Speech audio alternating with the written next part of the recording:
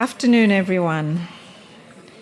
My name is Adeeba Kamarulzaman. I'm the chair for this afternoon's session on rethinking drug policy, minimizing harm and unintended consequences. Thank you for joining us at this session. And before I begin, I would like to acknowledge the traditional owners of Nam, the peoples of the Kulin nations on whose country we gather for this event. We pay our respects to their elders past and present and to elders of all First Nations communities that are joining us here today. We undertake to walk together with respect with Aboriginal and Torres Strait Islander peoples, communities and organizations in a shared journey to better health. We recognize the ancient and diverse cultures of Australia's Indigenous peoples and strive to consider them in our quest for health equity for all. We would also like to extend our acknowledgement to all First Nation peoples and recognize their unique, crucial, and enduring contributions to societies all over the world. Now, I'm really privileged to be chairing this session with a stellar panel consisting, of course, of the Right Honourable Helen Clark, former Prime Minister of New Zealand and former Administrator of the United Nations Development Programme, and also my boss as chair of the Global Commission on Drug Policy. Just don't tell Sharon Pickering that. Sean Crawford, the CEO of Harm Reduction Victoria. My colleague from Monash University Indonesia, Claudia Stochescu, Associate Professor of Public Health. And Dr. Paul Dietzer, the Co-Program Director, Disease Elimination at Burnet Institute here in Melbourne. And last but not least, also a colleague from Monash University, Dr. Shalini Arunagiri, Clinical Director, Statewide Centre for Addiction and Mental Health, Turning Point, Australia. Now, you're all here in this room this afternoon because obviously you care about the issues around drug use and drug policy, something that I think we have all grappled with for the last 4 or 5 decades since the war on drugs. We as health professionals, as global health professionals, I think, to put it mildly, kind of abrogated our duties in this space and left it essentially in many countries of the world in the hands of law enforcement. And hence, we have had for many, many decades very harmful responses to a problem that should really be in the hands of us health professionals. We've had people incarcerated in prisons. In Malaysia alone, 60% of people in the prisons around Malaysia are in it largely for personal and non-violent drug use. We've had, despite amazing scientific evidence of the effectiveness of needle syringe and opioid agonist therapy, to this day, 4 decades into the HIV pandemic, very few countries having both in terms of adequate coverage of harm reduction, and many countries still resist either the needle syringe program or implementing opioid agonist therapy to adequate coverage to either prevent or reverse the HIV and hepatitis C pandemic. Needless to say, we see prevalence of unacceptable prevalence of both HCV and HIV in many countries, particularly in our region, where you'll hear later from Claudia the preponderance for law enforcement or compulsory, mandatory, non-evidence-based ways in which to deal with drug use. So we will hear from our stellar speakers in how to move forward, in how should we rethink the response to drug use globally, bearing in mind that the trend of drug use has gotten even more complicated. It's no longer just cannabis or heroin, but we're dealing with a rise in amphetamine type substances use, particularly in Australia and the region, as well as more dangerous and complicated synthetic drugs, which has led to serious overdose issues in the US, in Canada, in Scotland, and it will probably be just a matter of time in our region as well. So with that, if I may, first of all, invite the Right Honourable Helen Clark to deliver a keynote entitled Overview of What Has Been Achieved in the Decade Since the Global Commission's First Report. Over to you, Helen.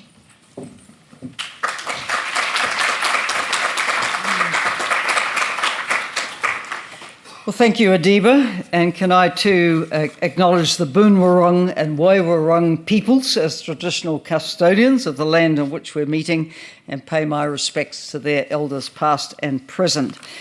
Well, I'm so happy that this issue has come on the agenda of the Regional World Health Summit meeting, and thank you, Adeeba, as one of our global commissioners on drug policy, for helping make this possible. I'd love to see it also feature on the World Health Summit in Berlin program as well. As Adeeba said, I chair this global commission set up in 2011, an initiative from Latin American presidents whose countries had been ravaged by the war on drugs, mandated by the single UN Convention on Drug Policy and its antecedents. And when the Commission began, it set out to break the taboo around talking on these issues.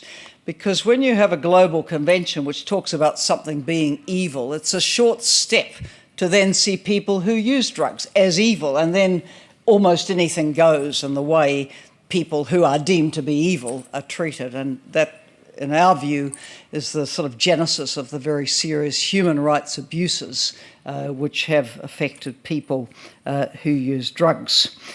If you go back to 2014, the Global Commission released a report that structured its calls for drug policy reform around 5 pathways.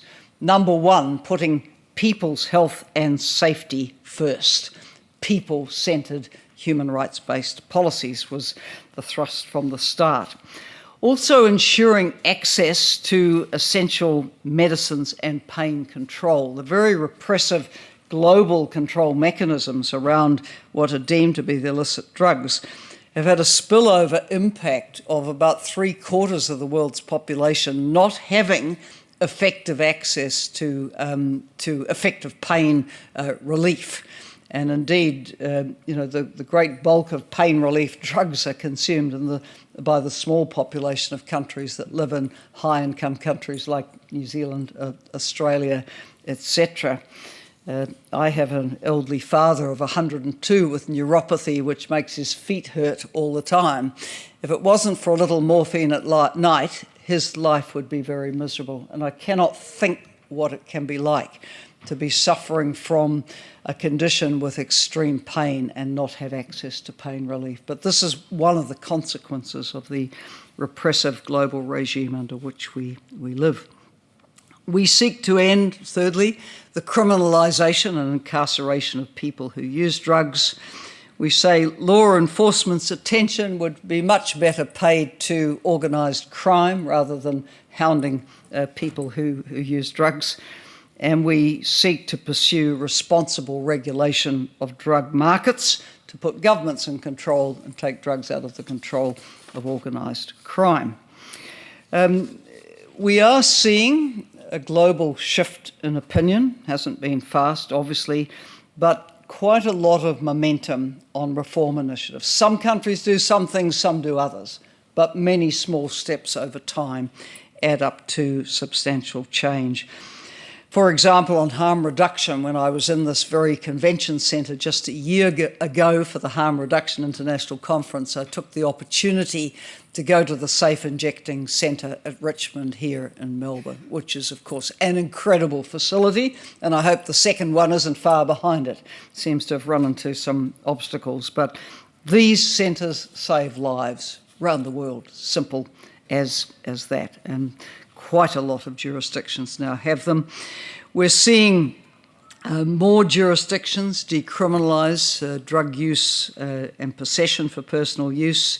ACT in Australia, obviously the most forward-leaning jurisdiction here, very encouraging to see. With respect to drug like cannabis, the legalisation in Germany that just occurred is of great importance. Germany is such a major country, and the European Union moving on this is a very powerful signal. Not that Brussels was that helpful to Germany's efforts, I might say, but again, Germany moving, Malta had already moved as a very small country. It all is helpful. Now, some of the challenges that we see, which are so exacerbated by the prohibitionist policy framework. Prohibition, of course, leading in so many circumstances to use of drugs in a way which is very unsafe. So tragic that 15.2% of people who inject drugs are estimated to be living with HIV, and 38.8% to be living with a hepatitis C infection. Also profoundly disturbing is the use of capital punishment against people who use drugs. As far as we know, last year, some 467 people were executed for drug-related offences around our world, which was quite a significant increase, 44% up on what was recorded the year before. 34 countries still keep the death penalty for drug offences in their laws, including a considerable number in our own region. It's the view of the Global Commission, and this has been repeated by the UN Secretary-General, that the use of the death penalty for drug offences is against international law because it is a disproportionate and harsh treatment. It's always disproportionate and harsh, but particularly in respect to this. As far as we know, around 3,000 people are on death row for drug offences around the world, and at least 4,000 have been executed for drug-related offending in the past decade. Apart from the use of the death penalty, of course, the prohibitionist approach to drugs also leads to over-incarceration.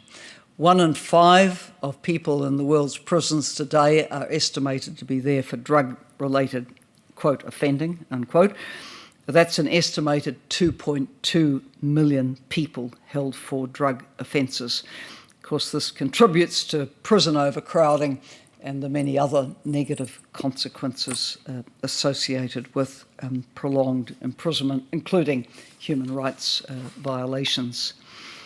As I said, the prohibitionist settings so often force people who are using drugs into the shadows, engaging in riskier ways of consuming and avoiding health services that they may need if they are even available.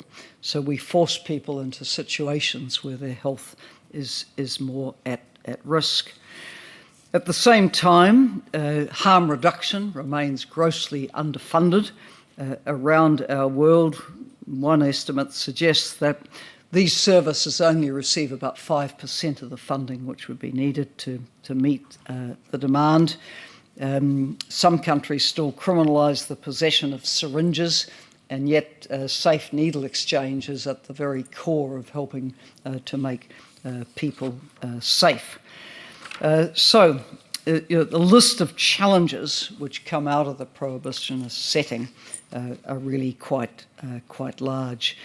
And it really needs a concerted effort to be saying, what are we doing here?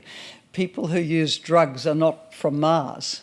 They're our relatives, they're our cousins, they're our parents, they're our daughters. Do we want people to be safe or not? Or do we just want to brand a behaviour as evil with all the terribly adverse and catastrophic consequences that can come from that?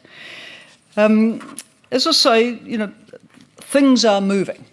We've had good leadership from the current UN Secretary-General, who, when he was Prime Minister of Portugal, did the huge change in Portugal to an approach based on health and harm reduction and access to services rather than criminalisation, which had the dramatic effect of taking Portugal from having the highest number of drug-related deaths in Western Europe to the lowest. The sad medal for having the highest use now rests with Scotland, and Scotland's government has grasped the nettle on this and is pursuing, to the extent that it can, with the level of devolved authority it has, policies that might change that trajectory in Scotland, which is, of course, very much to be admired. We've had wonderful support from UN entities like the UN High Commission for Human Rights. The current Commissioner very committed on these issues, from UNDP, which going back to my time has been very involved on these issues. UNAIDS with Winnie Byanyima, absolutely terrific. Former head of UNAIDS, Michelle Cedarby, is a member of our commission. And WHO also has helpful elements, shall we say, on the drug policy issues. So a number of things, coming together, I think, to give us some hope that things are changing. At the Commission on Narcotic Drugs in Vienna in March, there was a forward-leaning resolution on harm reduction passed, I understand, for the first time, and I understand it was voted on. Vienna always used to have the so-called Vienna consensus, and you would trot around the different diplomatic missions and you'd find the ones that were reform-minded, but in the end they always used to sign up to really the same old rubbish. This time the consensus was broken and harm reduction was pushed through. So, we're optimistic, but you would just have, it's like water dripping on a stone, drug policy reform. You just have to keep at it, bank the positive things that are done in jurisdictions. As I say, some do some things, some do others. New Zealand completely muffed a cannabis referendum, should never have gone to a referendum, because referenda are not really the place for complex and nuanced policy issues. Nonetheless, New Zealand was the first country, I understand, to completely legalise pill testing services, and also made an amendment to its Crimes Act to say that the police should not be arresting and prosecuting for drug use. Unfortunately, because of the impact of Winston Peters on our politics, there was a rider put on that said unless it's in the public interest. I think it's never in the public interest to arrest and prosecute. But nonetheless, it has had an impact on bringing down the level of arrest and prosecution, and that needs to continue to be pursued. So Adeeba, back to you and to our great panel, but suffice to say we're very happy to have these issues aired at the regional summit, and really looking to work with all of those who want to make a difference in our world for those who use drugs and put their health and safety and human rights at the top of our agenda. Thank you.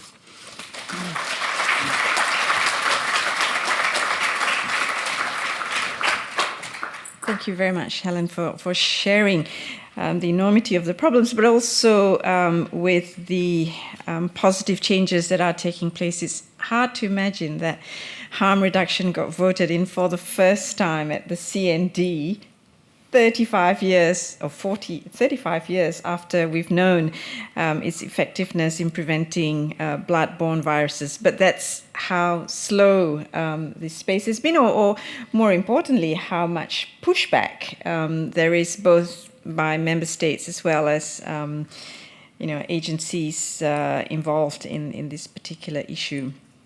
In the spirit of this World Health Summit and the Regional World Health Summit, which is really about partnerships, collaborations, learning from each other, it gives me great pleasure to invite Sean to speak next on what has been achieved in Victoria, particularly in terms of harm reduction, and what have been the key enablers for us to learn from.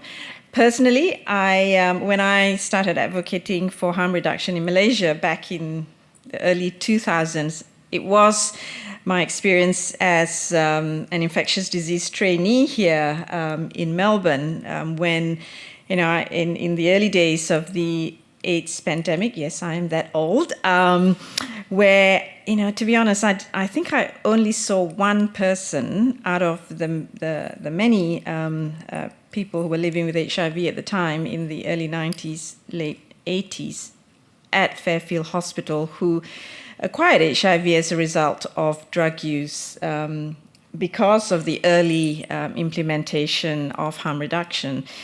I returned to Malaysia in 1997 and there was an explosive epidemic, and I remember saying to Marina Mahathir, why haven't we, very naively, why haven't we got needle syringe and methadone? She said, welcome back to Malaysia. But having decided to pursue this, I turned to my colleagues at the Burnett and others, and now 15 years after convincing the government that we should do this, we can proudly say that we have reduced remarkably the number of people who have acquired HIV through drug use in Malaysia. So many learnings to be done. And Sean, please join us in sharing it.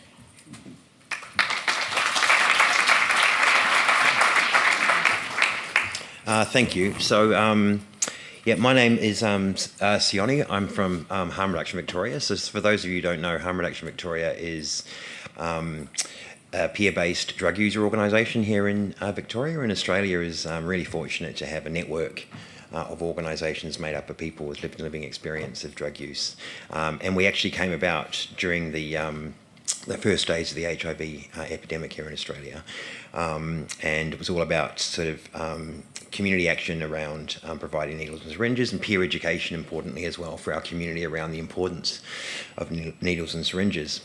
And so that's the perspective that I come at this from. And, when I was asked to present on this question, I'll be honest, I initially thought not a lot has been achieved in Victoria, but as I thought it through, between Victoria and Australia more generally, I think that's actually not true. And as Helen said, although sometimes it can feel, my metaphor was walking through treacle or trying to get through mud to effect change. It is true that some change has happened. And although I think it's fair to say that both not enough has been achieved in the eyes of the affected community, it's also really important to acknowledge that there's been great intention and some progress in this world. And as I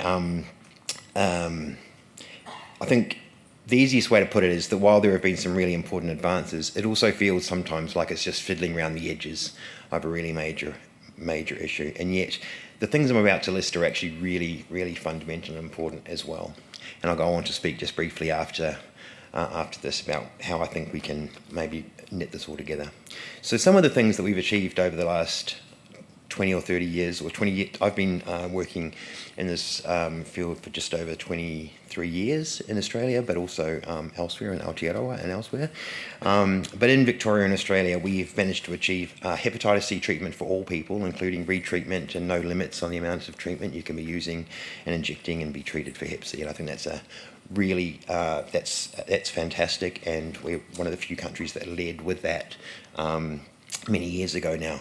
As Helen said, we have injecting rooms, only a couple in the country, but we do have a couple. And I too wonder where the second one is. I think I've got a fair idea, but it's the fact that we've got to one and not followed up, I think, is one of the issues that we face. Just recently, we made pharmacotherapy or opioid agonist treatment available on the PBS so that people are able to access it at no cost. Previously, we had to pay up to $80 a week for methadone and buprenorphine in some places. Now that's dropped down to between $7 and $20 a month, which is a massive change. We're able to do peer distribution of needles and syringes. We have a peer workforce, a lived and living experience branch in the Victorian Department of Health. We've got some very limited depenalisation in Victoria, such as cautions and diversion. We've decriminalised sex work. We have undertaken some public drunkenness reforms, and these are adjacent but really important for our community as well. And really over the last 20 years, the fact that stigma and discrimination has been recognised as a major impediment to people's healthcare is a really important thing as well. So the key enablers around this is really, I'm going to lead with the fact that in Victoria and Australia, we have organisations of the affected community, organisations of people who use drugs, organisations of people who can pull together communities for movement and organisational change.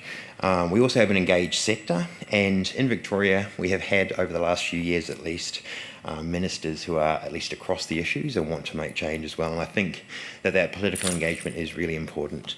And although we've had all of these things, there is still a lot to do.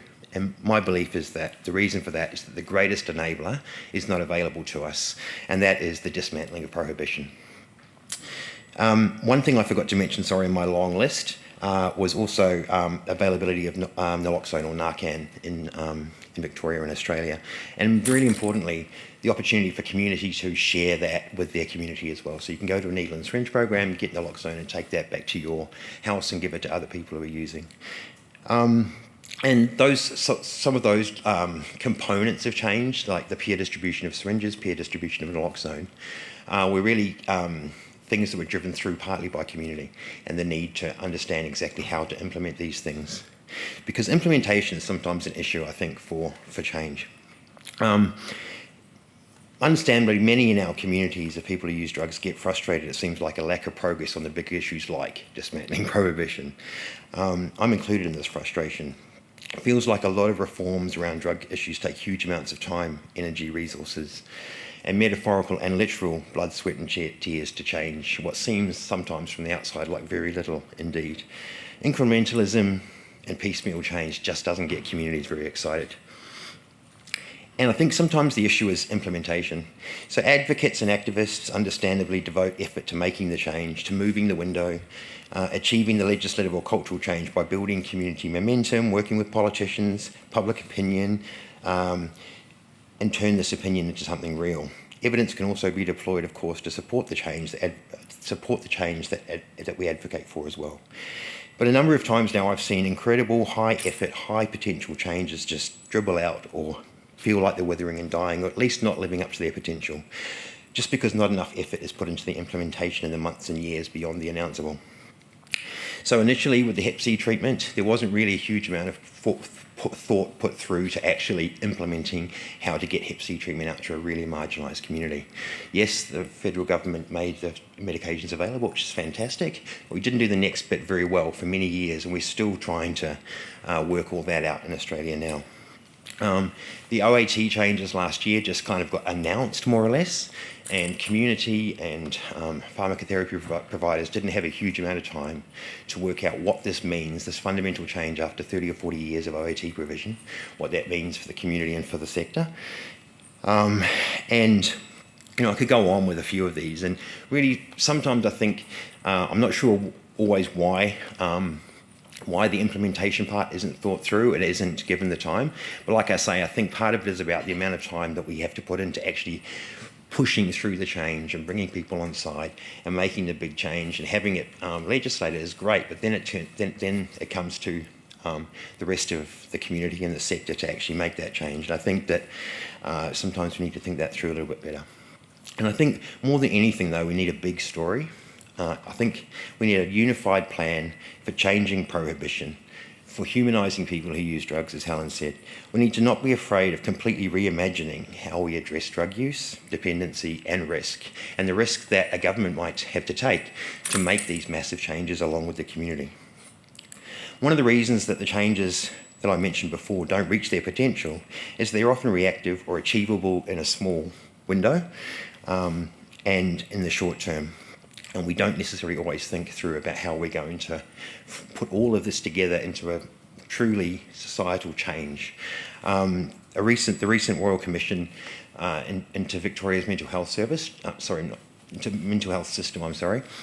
just shows how, you know, taking a huge view of an overarching view, of a really big issue can lead to huge amounts of change and have government on board with it.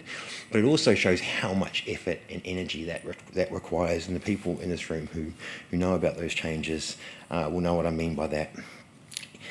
But back to prohibition, what we need is for prohibition to be entirely dismantled and replaced by a system that utilises both healthcare approaches but also community approaches as well.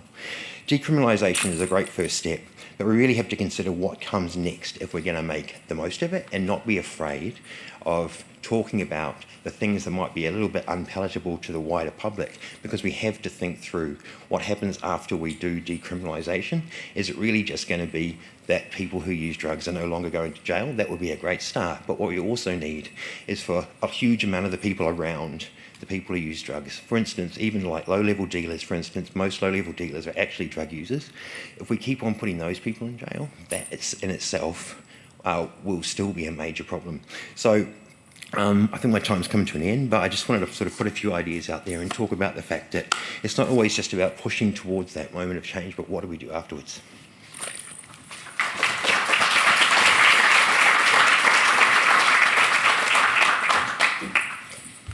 Thank you very much, Sione, and apologies for mispronouncing your name from the beginning of the presentation.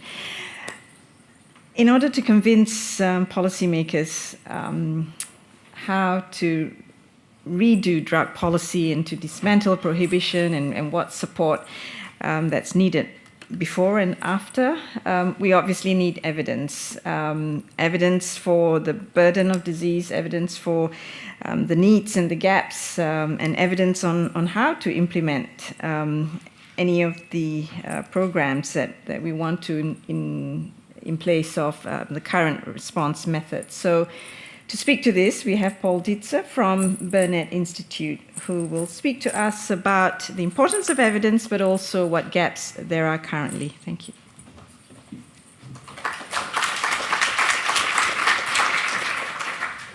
Thanks, Adeeba. And it's great to follow Sione. Normally, the professor goes first rather than the community activist, and so Sione's actually also stolen the thunder in that I was going to be talking a lot about implementation being the big issues, but I am going to return to that. And I did have a lot of slides, but I think in the context of wanting to foster discussion, it's probably smarter just to sort of refer to some of those implementation gaps. But I'd also like to acknowledge that I'm on Aboriginal land that's never been ceded. So in Australia we have a drug policy based on 3 pillars of demand reduction, harm reduction, and law enforcement or supply reduction. And as pointed out before, the reality though is the bulk of our resources is allocated towards supply reduction. Some 66% or thereabouts of all of the drug policy, all of the drug resources allocated in Australia go towards law enforcement. And it's actually less than 5% allocated to harm reduction in Australia at the moment. There's updated figures being released in a few weeks, but the reality of what's actually happening in spite of this balanced approach to drug policy, which has existed essentially since 1985, is that all of this effort is going into law enforcement. The rhetoric is towards allocating resources to interrupting supply chains and arresting dealers rather than consumers and so on. But basically the number of people being arrested for methamphetamine use has tripled since 2010. The number of people being arrested for minor cannabis offences has gone up by some 20%. Similarly, across all of those drugs, all the drugs that we're talking about now, those sorts of changes have been taking place. So in spite of the rhetoric, we're actually getting impacts that are going in the wrong direction. And, it was absolutely fantastic to see the supervised injecting room open in Victoria in 2018. That was the culmination of an incredible amount of work of a lot of people over the years, and people in this room should be congratulated for it.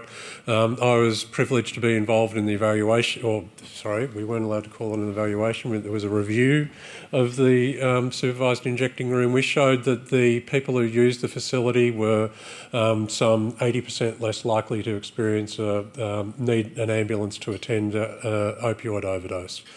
that sort of finding in any other form of, in any other part of medicine would lead to immediate rollout. And instead what we've had is this stonewalling and blockading in the context of a global pandemic and so on as well, but something that's has been mooted for the Central Business District of Melbourne hasn't been able to be opened.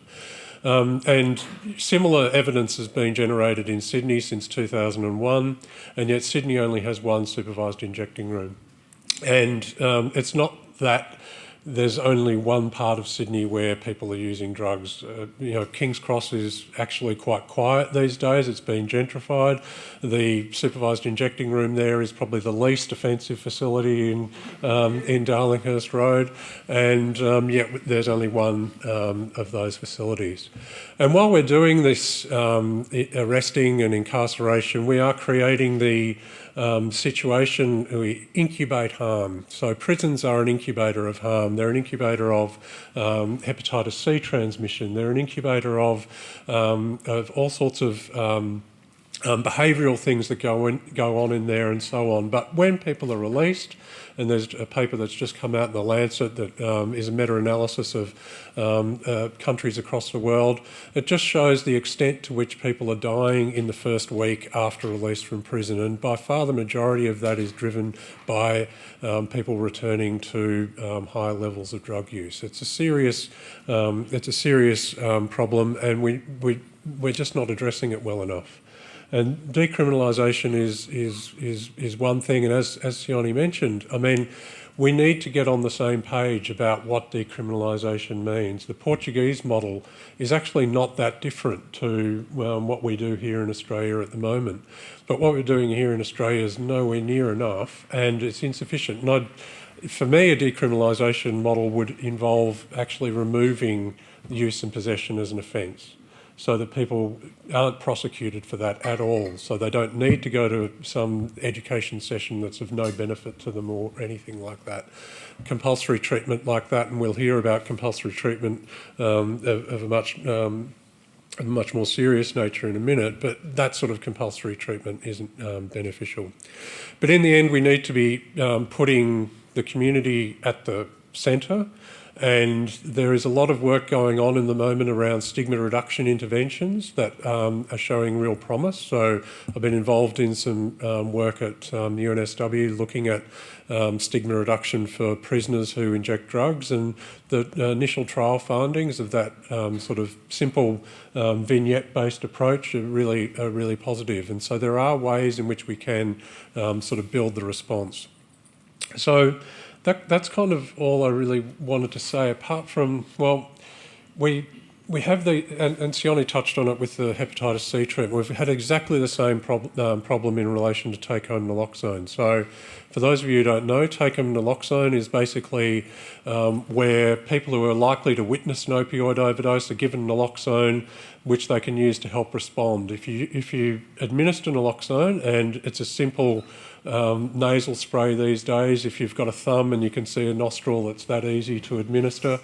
And you just literally just spray it up the person's nose, and it has the effect of, for those of you who are old enough to remember Pulp Fiction, the person will be revived really quickly. The Pulp Fiction adrenaline shot was wrong, but the effect of naloxone is similar. And basically it's a really simple intervention. It's being implemented in the US really extensively. We've had take-home naloxone programs sort of running in a small scale since 2012 actually.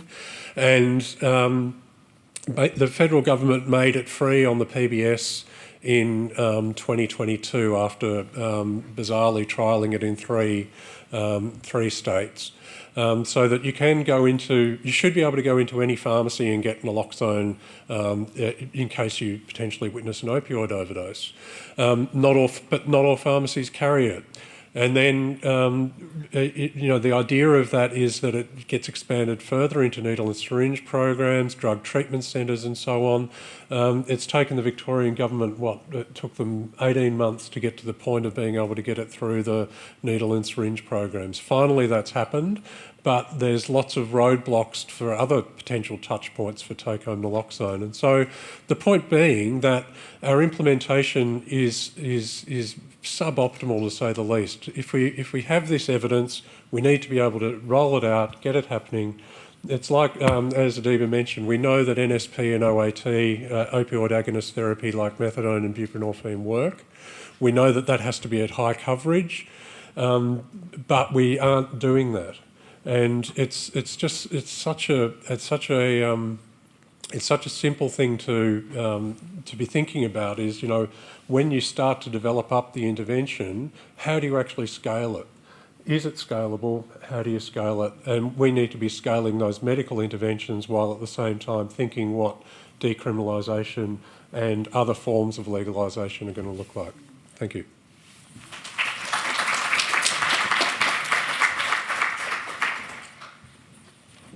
Thanks very much, Paul. And I think that's a nice segue into inviting Shalini Arunagiri to speak about what a health-led response look like. I mean, we've all been talking about the need for decriminalisation, but as you heard about the success of Portugal, it wasn't purely just not putting people in prison, but they also Portugal invested very heavily in the health and community support available to people who use drugs. So, Shalini?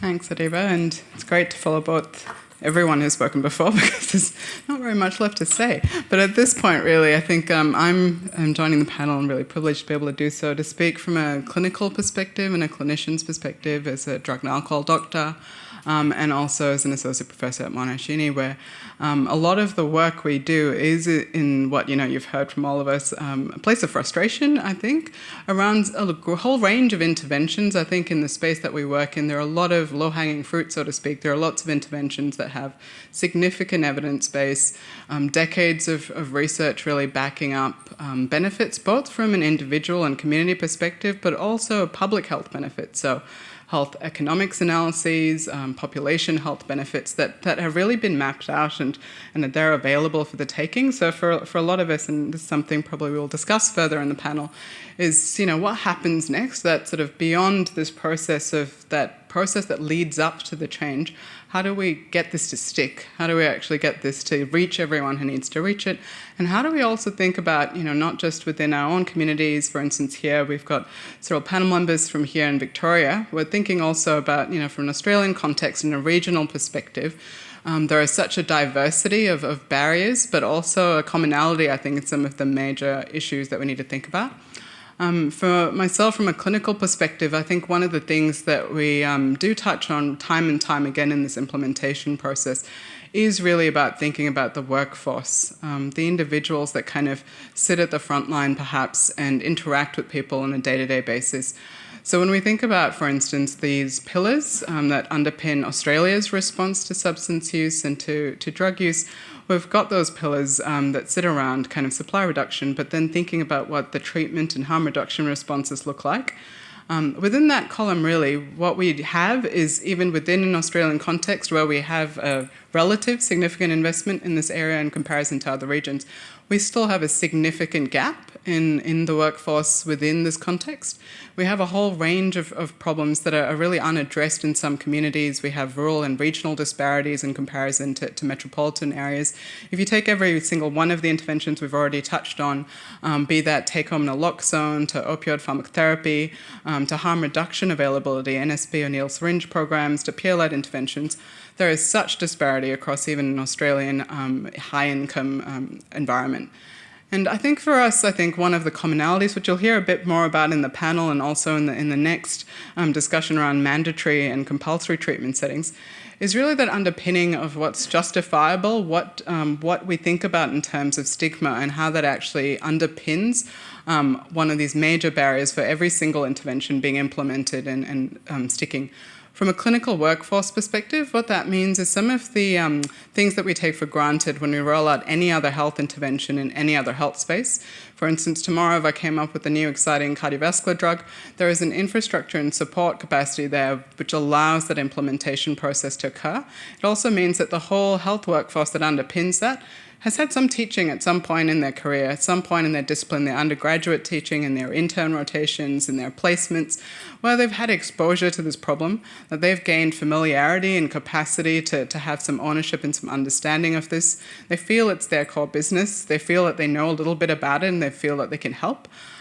All of these things almost universally, even in a context such in Australia, is missing when we think about substance use and addiction.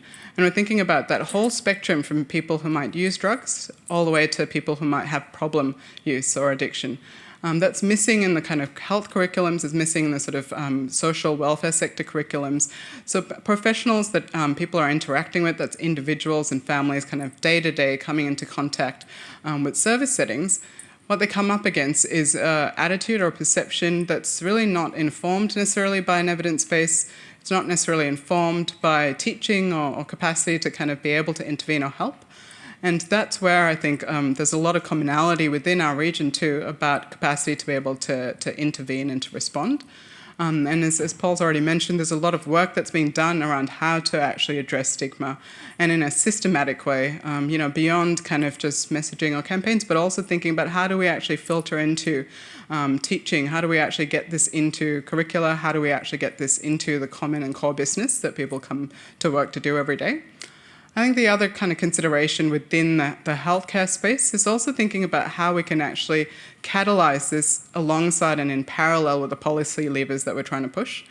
It's thinking about sort of preparedness for an environment, for instance. Were we to be successful, all of this pushing, were we to be successful with deconstructing prohibition, to look at decriminalisation context, what would that need to be looking like then in terms of a preparedness of the workforce, preparedness of the health sector, preparedness of a response in your emergency department, in primary care, within the community, for the person or the individual, their family, to be able to walk into your local doctor and be able to say, I need help.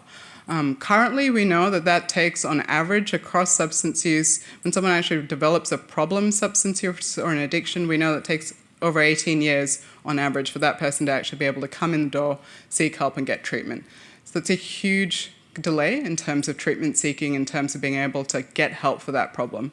And that's a current status quo for which we have when we think about decriminalisation or deprohibition.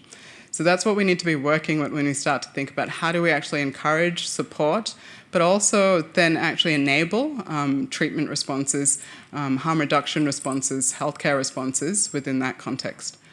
So I might leave it there and hand over to the next speaker to discuss that further.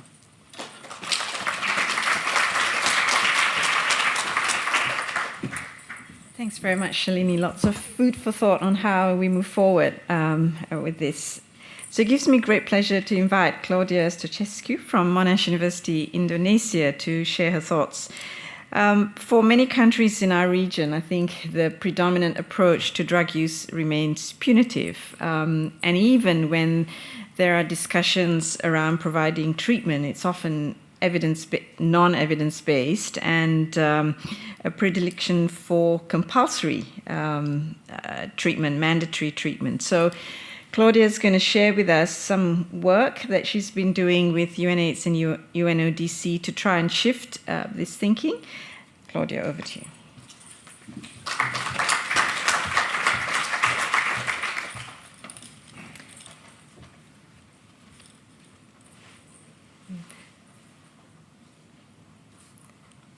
Just trying to figure out the slides.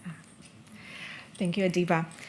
And so I would like to focus my remarks today on the one manifestation of criminalization in the broader Asia region, and that is, as Adeeba mentioned, the widespread use of detention, punishment, and compulsory approaches in the name of drug treatment that continue to be the norm in our region.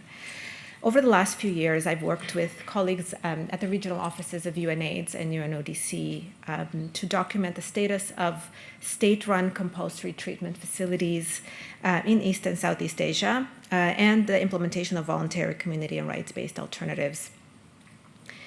My remarks today draw on data from the last set of reports that we published. We are currently in the process of collecting new data from national health and drug agencies in the region, and we'll be launching an updated publication later this year.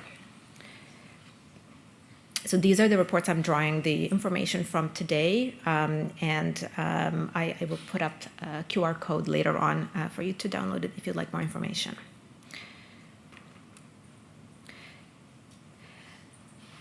Now, as Adeeba mentioned, for decades, many countries in our region have operated compulsory facilities where people are detained for the purpose of enforcing abstinence from drug use.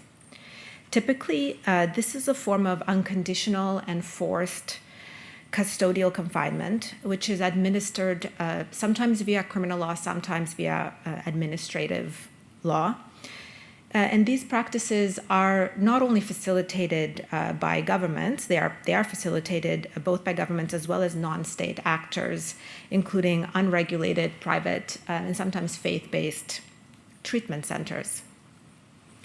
Individuals who are committed to these centers often they are committed on the basis of drug possession. Sometimes, depending on the country context, only suspected drug use, a positive drug test, or after being apprehended by the police or admitted by relatives or community members. Often there's insufficient due process, and there are punitive consequences in most cases if the individual doesn't comply.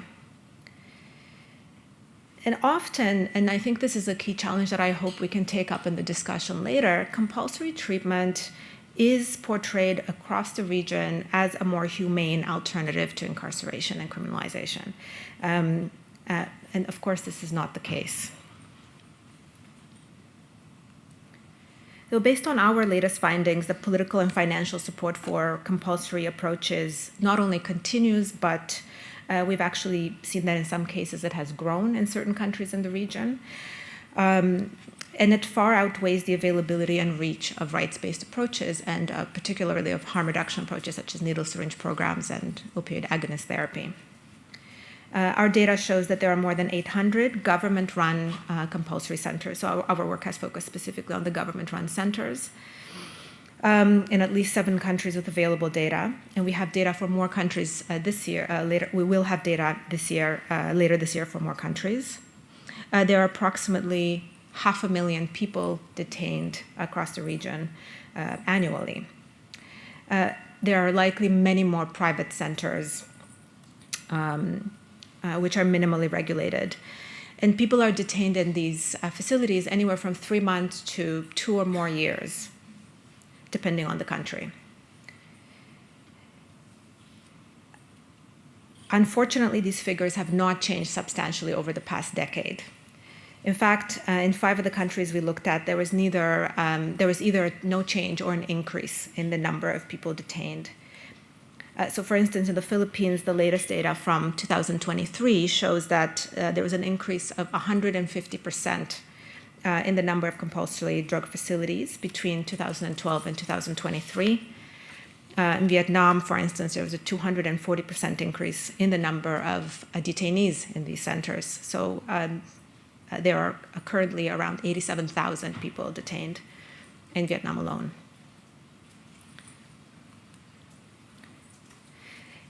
And there's also a significant cost associated with these facilities. We have very limited data in this regard, but in some countries, we know that states may be spending up to 77% of the national budget allocated to drug treatment responses, particularly on compulsory approaches, with the reported cost per person in a compulsory facility ranging from about $412 to more than $4,000 US. Inside many of these facilities, living conditions are substandard. We've seen overcrowding levels reach over 400%. in some countries, which of course increases the risk of communicable disease transmission. We have ample evidence that detention in compulsory centers in Thailand, for instance, has been associated with an increased risk of HIV transmission and interruption of antiretroviral treatment. By and large, these facilities are also under the authority of the criminal justice system. And even when they are not, they're often disproportionately staffed by security personnel, the military, or the police, which is, of course, more typical of a correctional facility than a health service. And this is a key challenge that we must consider as we move forward toward decriminalization. What will happen to all of these custodial staff that are currently running the centers, and how do you retrain an entire workforce to be able to provide that community and health support? And lastly, in the last 2 decades, we've seen accumulating evidence of human rights violations, including a lack of due process, mandatory unmedicated withdrawal, forced labor as therapy, inadequate nutrition, physical and sexual violence toward detainees, mandatory religious instruction, and denial of evidence-based drug treatment, including no harm reduction services in general, and often a lack of basic healthcare services. Rosma Carlina is an advocate from Indonesia and a colleague of mine. She's spoken out about her experiences with these forms of treatment. And she recorded a testimonial for us today. I'm not sure how to play it, so what I will do is to highlight a brief excerpt from what she says. My family sent me against my will to undergo drug treatment 17 times in all kinds of facilities. My time in treatment and rehab felt like a punishment for my drug use because my experience in rehab was very bad. It was inhumane. Most of the places I went to considered drug dependence not a health issue, but a thing related to the devil. It's still etched in my memory at one rehab place in West Kalimantan where my parents took me. They tied my hands and feet between 2 trees and chanted mantras as if there was a demon in my body that had to be expelled. The more I struggled to break free, the more my hands and feet hurt and bleed. What I felt at that moment was anger towards everyone because they all punished me rather than trying to help me.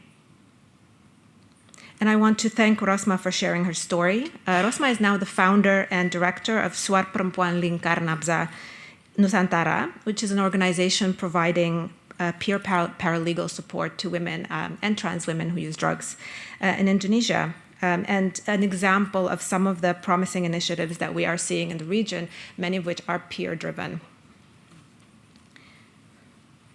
Drugs were a big part of my life from the age. Oh, that's all I had to do. Apologies. This takes me to one of the third booklet of the latest series of publications that we produced, which it was a publication of case studies published in collaboration with the United Nations Expert Advisory Group on Compulsory Facilities. This is a regional group of 11 civil society, government, and academic experts drawn from the Asia-Pacific region that documents promising examples of evidence-based approaches which support health and rights in Asia. And I've just pictured here briefly a couple of the examples that we feature at length in the publication. These include programs in Indonesia and Vietnam providing harm reduction for crystal methamphetamine use, peer-to-peer mental health support, and safer amphetamine smoking programs. There's now a patient treatment initiative at a community hospital in Laos that was used as a model for scaling up the program to 28 other hospitals across the country. And some case studies of a partnership between the police, government authorities, and community-based organizations providing low-threshold take-home methadone in Malaysia and China. Unfortunately, the availability, reach, and access of alternatives like this is still grossly insufficient across the region. In fact, many of the programs are stuck in perpetual pilot phase. Some have actually been discontinued since we've written the report due to lack of sustainable funding and lack of government support and willingness to scale them up and fund them. And as we've heard from previous speakers, harm reduction more broadly is very much lacking in the region. We know that only about 50% of countries in our region actually provide needle syringe programs, and I think less than 50% opioid substitution therapy. And in terms of methamphetamine use, it makes up more than 90% of most of the cases that end up in treatment, and certainly in compulsory treatment. Harm reduction programs in the wider region are very small scale and inconsistent. The program in Indonesia, as far as I know, has now been discontinued.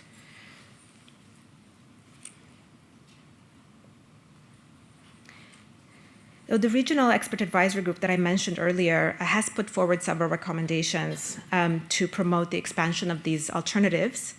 I've only highlighted a few here. I'm not going to go through them, but I do want to mention the key one, which is very much aligned with what we're talking about today and aligned with the Global Commission's recommendations in the majority of the reports that have come out, and that is the removal of criminal penalties for drug use and possession.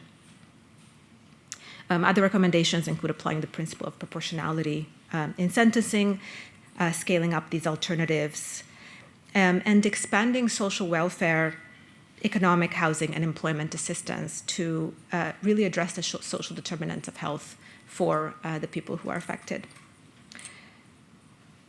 I'll stop there, and you can take a closer look at our data and watch this space for the updated reports coming up in a few months. Thank you.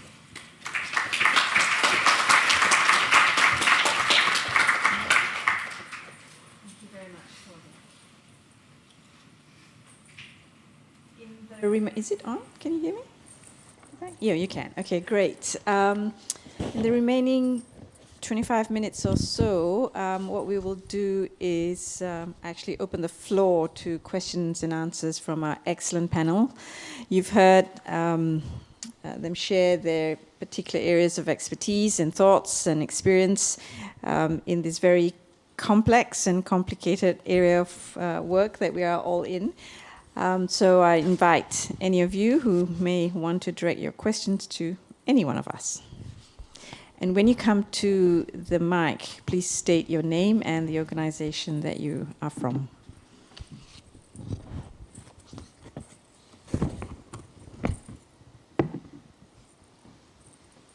Hi, everyone. My name is Yongyi Lee, health economist from Monash University. I had the opportunity to travel to the USA last year in August, and that was shortly after marijuana smoking was decriminalized across multiple states. And one thing that struck me was walking around the streets of Chicago and Harlem City and New York City. It was not uncommon for me to breathe in secondhand marijuana smoke, to see a lot of shops that sold marijuana products and vapes, and also to see on the streets very entrepreneurial individuals potentially selling unlicensed products.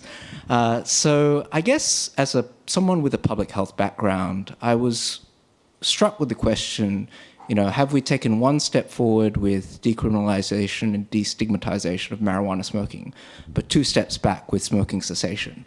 So I was just curious to hear your thoughts as people who work in the field and are experts on your thoughts in terms of trying to, and going to that second part of this topic, which is the unintended consequences, trying to make those efforts to minimize harm, but also reduce those unintended consequences. Thank you.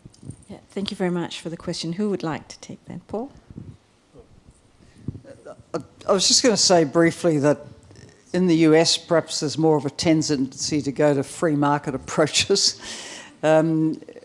When New Zealand had legislation in front of a referendum, it actually designed a model which was based around regulation.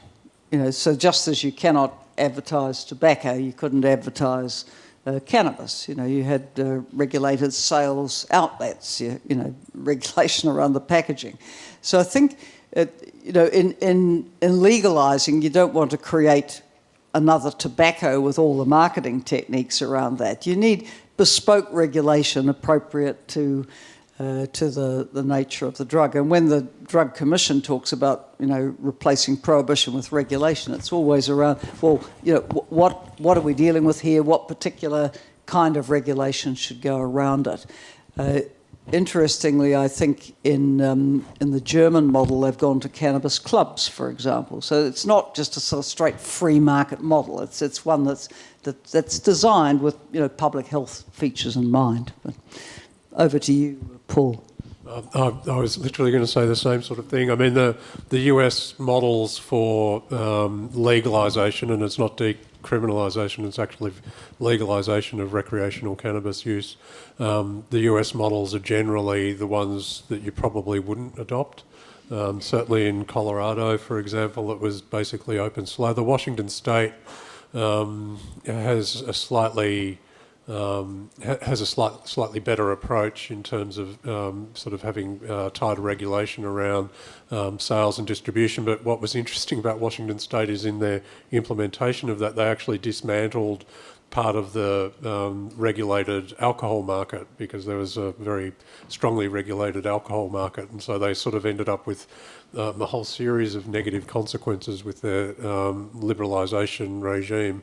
Canada's kind of a little bit in between, and the evidence in Canada is that cannabis use hasn't really gone up very much at all.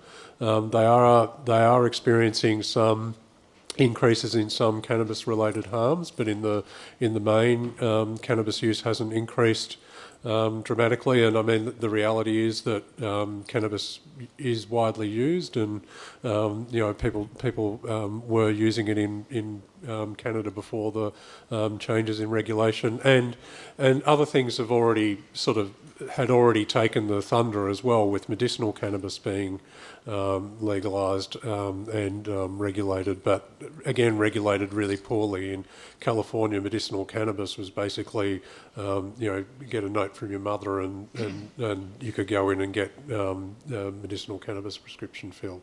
So the reality is that the evidence is pretty clear that the increases that people have been talking about haven't been that great. There are issues around road traffic crashes and how to, and interpreting and understanding whether or not there's been an increase in marijuana-related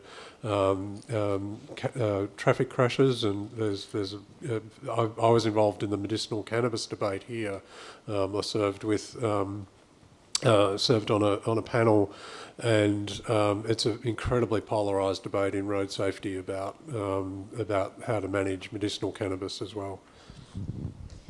And if I may add, of course, closer to home, Thailand has experienced this sort of legalisation, decriminalisation, without really having in place the regulation, and hence the backlash, and they're now pulling back on it. So you're absolutely right that, for countries like mine, which keeps toying with the idea of decriminalisation, these are all real lessons to be learned on how not to do it, because when you get the backlash, the 2 steps forward, 5 steps back is real, and you may not be able to recover from it for a while. Are there any other questions from the floor, please? I'd like to thank the panel for a wonderful discussion. My name's John Jackson. I'm representing the International Pharmaceutical Federation, pharmacists, pharmaceutical scientists globally. Most of our discussion, pretty much all of it, has been about harm reduction arising from illicit use of narcotics, other drugs. I'd like to point out that in this country where I live, almost 50% of our opioid substitution therapy now is for people who got into this situation through prescribed narcotics.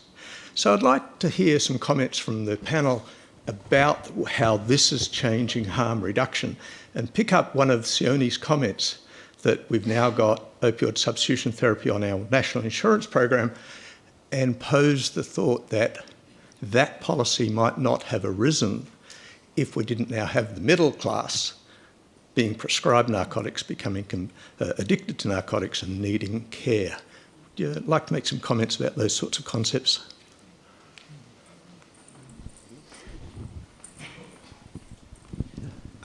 To the last point, I do know that the consumers that were involved in the committee that did some of that work were more from an illicit drug use background, but it is true to say that overdose also greatly affects people who were originally prescribed opioids for medicinal purposes as well.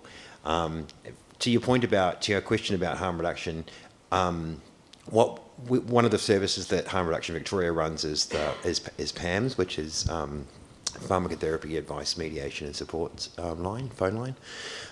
And one thing that we notice is that, I'm not sure if I'm going to answer your question, but one thing that we notice through that service is that people who come into the pharmacotherapy system that way, rather than come from an injecting heroin background, have got much, much higher levels of expectation around the service they get, and they don't get a very good service, and that's because it was built for people who use illicit drugs. And so I sort of welcome it in that respect, and that sort of it's upping the game further. And I think that the other thing that it does is it opens up people's eyes to the fact that these are not issues just for people who reside on the street, but it could affect anyone, and we have to have a humane approach to it.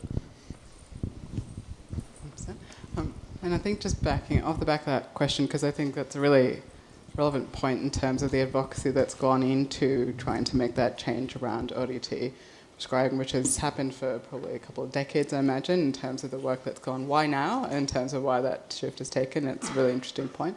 And I think also thinking about more broadly, our number one sort of substance of concern and treatment services in this setting across this country is alcohol. And alcohol and tobacco by far and away contribute the most significant kind of burden of both public health harms and health economics-wise cost as well. And so it is the same from a pointy and addiction treatment perspective. It is still not the illicit drugs that are contributing to our harms. And it is also the same system that is supporting a response from a treatment perspective for that whole spectrum. So it is really about thinking about how we're scoping these problems and have we got the right framework in place to support that. If I can add 2 points, I think the US, of course, has had massive problems with this opioid from prescription, and to a large extent, it probably has helped, paradoxically, ironically, in terms of the US government's thinking around harm reduction, and instead of taking a purely prohibitionist, punitive approach. Secondly, I think it speaks to the point that you made, Shalini, that I think in medical education, in educating health professionals, we do a really terrible job of teaching medical students and young doctors about the whole spectrum of drug use, its impact, its consequences, etc. And I think that's one space that we can do better. And just to add to that, the pharmacy workforce as well needs, we've done some work where shown pretty clearly that they're pretty ignorant in relation to the risk that people on high-dose opioids are in relation to overdose. And so we're developing up toolkits at the moment to actually get them to start distributing the free take-home naloxone to anyone who's on high-dose opioids, because they're 50% of the people who are dying from opioid overdose every year. Thanks, Paul. Thank you, and thank you to the panel. It's been a great session. My name's Stan Capp, and I'm here, apart from representing a regional health service, I'm here as a resident of the City of Melbourne for the last 24 years. I think I remain the only person who's a resident who's got a opinion piece in the Herald Sun in favour of the injection room in the CBD. And having been through this now for 3 years of an investigation, inquiry, and now 12 months since that report's been submitted, we are, and I am personally still attacked by other people who are resident in the City of Melbourne for having a view that's contrary to theirs. I wonder if the panel's got any perspectives or views of advice to me as a resident or the government who's looking to perhaps do this, reach this objective, as to how they might bring the community, the residents particularly and business owners, on this journey.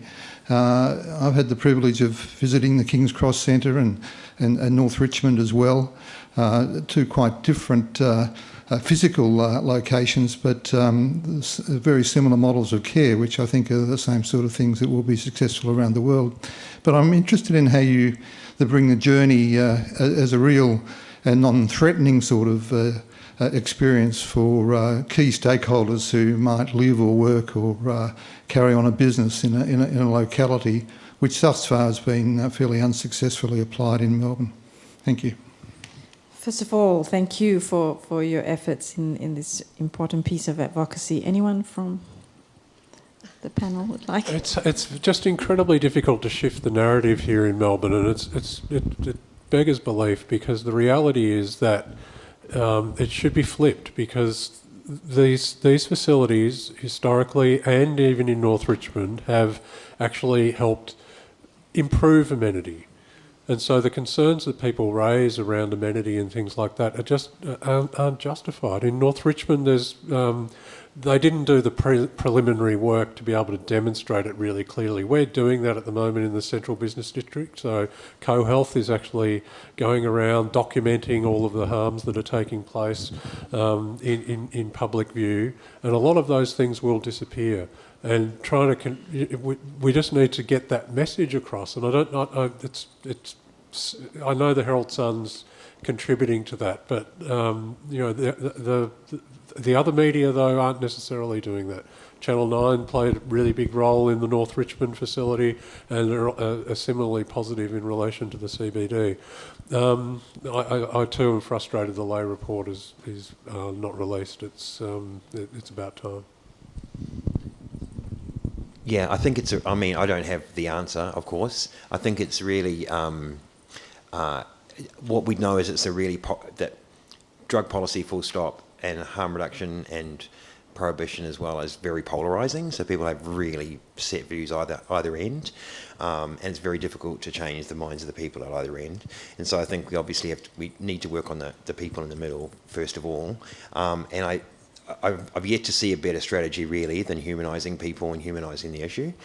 The conundrum there though is that it's incredibly unsafe for people to come out and say that they're an injecting drug user in particular, but a drug user full stop, and that it's often, even when really good media pieces are undertaken, and we've been involved in a few of them, often the advertising around them or the headlines around it are incredibly stigmatising and then put off people from coming forwards to actually talk about their story, about why these things are important.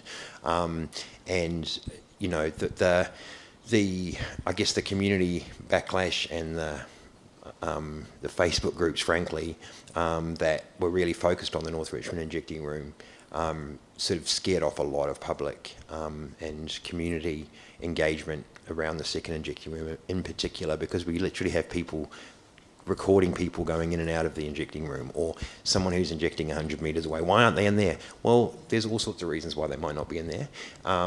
And I think that it's a really tricky one, but I do believe that ultimately we need to humanise the people who are using the service, and also understand that people who have got a vested interest against it probably won't change their minds, and unfortunately they'll probably be the ones that will keep on making all the noise. But yeah. Yeah, thanks, Shoni. That's important. One strategy we employed when trying to change minds in Malaysia, as you know, it's incredibly conservative. During harm reduction time, we did some targeted advocacy and a study tour. I know study tours can sometimes be just that, people going to Bondi Beach instead. But if it's well constructed, well planned, and at that time we took the health minister over to Sydney with a few other people from Ministry of Health, and I honestly think that helped change minds. UNODC took the Director General of Prison from Malaysia as well as Vietnam to, at the time, Iran had one of the world's largest prison-based methadone program. by the time we arrived back in KL, the Director General of Prison said to me, okay, when are we going to do this? And I said, wait a minute, we haven't even got community-based OAT, but we were able to. And thirdly, recently, some colleagues took the Deputy Minister of Law from Malaysia to look at the Portugal program in the context of decriminalisation. So perhaps some influential Melbourne people that you're working with, and the Herald Sun journalists over to Zurich. I don't think they want to go to King's Cross for the injecting room in Montreal. If you can get someone to fund it, might help change hearts and minds. Please. Hi, I'm Taney Stickland from Monash University, Department of Paramedicine. My current role with the Department of Paramedicine is that I'm the statewide coordinator for Fire Rescue Victoria's Emergency Medical Response Program. Our firefighters here in Victoria respond to Priority Zero cases, so all of our cardiac arrest cases, which often come through as a cardiac arrest, which are drug overdoses.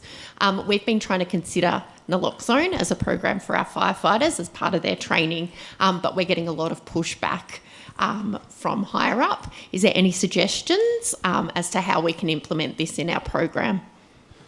So this is where the international evidence is really strong now. So in the US in particular, where there is a lot of the emergency responders and first responders now carrying naloxone for use.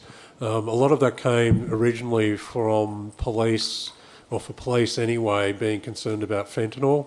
So, they thought that they might actually overdose if they were treating someone with fentanyl, and so they needed naloxone there to resuscitate their fellow officer and so on. That was the myth that went around that. And but that meant that they started carrying naloxone.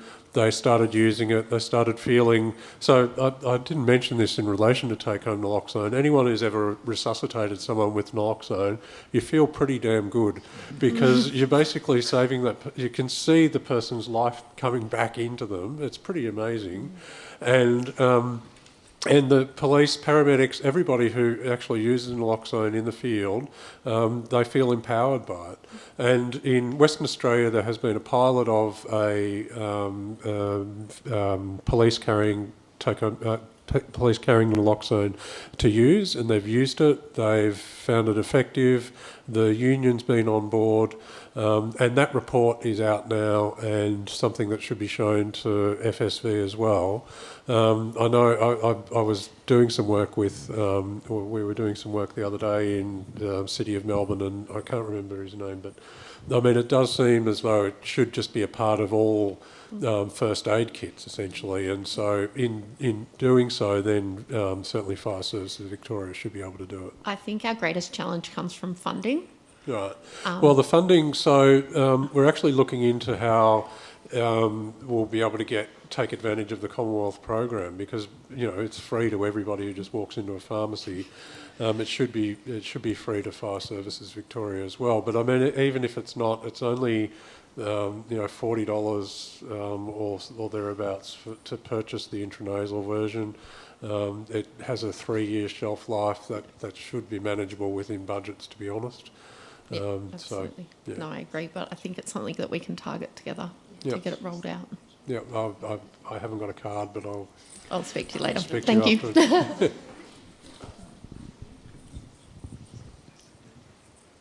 Okay, if there are no further questions, can I ask if any of the panellists have any last words? Helen, maybe? Just to encourage everyone's efforts, and one would hope on a future visit to Melbourne I can see the new CBD centre. I remember when I went to visit the Richmond one, stories were told of how in the neighbourhood from time to time people would step over a dead body of someone who had fatally overdosed in the street. Now, don't we want to do anything we can to stop that kind of human tragedy? What do they want in the CBD? Step over bodies, or know that people are going to be safe? So I think just getting the evidence out there in a sane, rational kind of way, as has been said on the panel today, is really important.